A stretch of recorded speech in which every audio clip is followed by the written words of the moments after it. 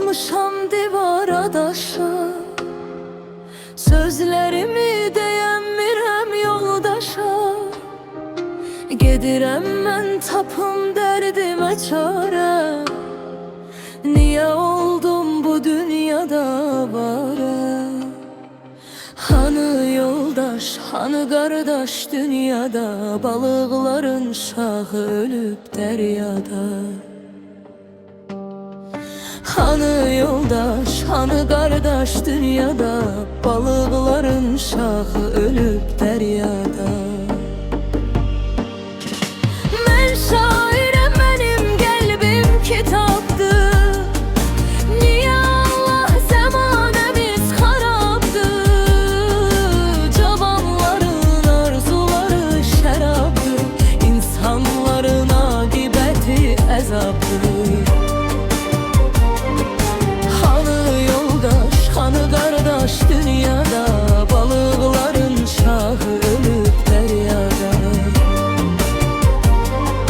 Hanı yoldaş, hanı qardaş dünyada, balıqların şahı ölüb dəryada.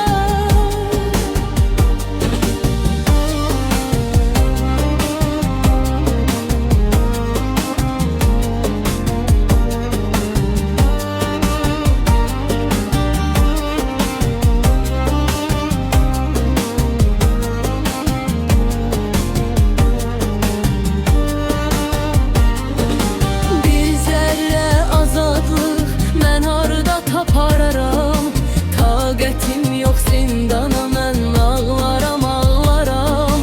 Gəmim bir dəryadır, qaranlıq dünyadır. Balıqların şahı ölüb, ölübdür hardadır?